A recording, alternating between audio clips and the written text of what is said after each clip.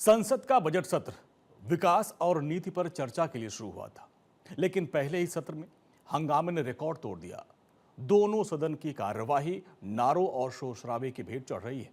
लेकिन आज संसद परिषद में एक ऐसा सनसनीखेज आरोप लगा जिसने लोकतंत्र की गरिमा पर सवाल खड़े कर दिए। केंद्रीय संसदीय कार्य मंत्री किरेन रिजिजू ने मुख्य विपक्षी दल कांग्रेस पर बेहद ही गंभीर और चौंकाने वाला प्रहार किया। रिजिजू ने आरोप लगाया कि कांग्रेस के कुछ सांसदों ने सारी मर्यादाएं लांघ दी हैं।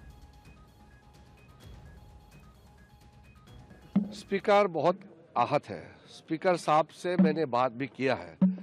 स्पीकर साहब के चैम्बर में जाकर के गाली गलौज किया, बुरा भला कहा।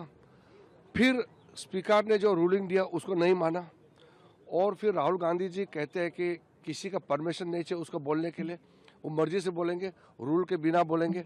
रिकॉर्ड में आप लोग चेक कर लीजिए, वो कहा है, उन्होंने कहा कि उनको बोलने के लिए किसी का परमिशन नहीं चाहिए। परमिशन चाहिए सदन में बोलने के लिए। जब तक चेयर से परमिशन नहीं होता है तो सदस्य नहीं बोल सकते। प्रधानमंत्री भी चेयर के परमिशन से ही बोलेंगे, सब परमिशन से ही बोलते हैं। ऐसा नहीं चल सकता है संसद की बिना परमिशन से आप जब चाहे बोलेंगे। स्पीकर के चैम्बर में कम से कम 20-25 कांग्रेस के एमपी जब घुसे तो मैं भी वहां गया।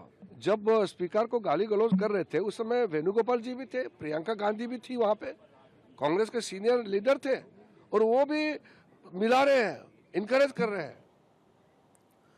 सरकार का दावा है कि सदन के अंदर हंगामा करने के बाद अब विपक्ष संवैधानिक पदों पर बैठे व्यक्तियों को डराने और अपमानित करने की स्ट्रीट पॉलिटिक्स संसद के अंदर ला रहा है।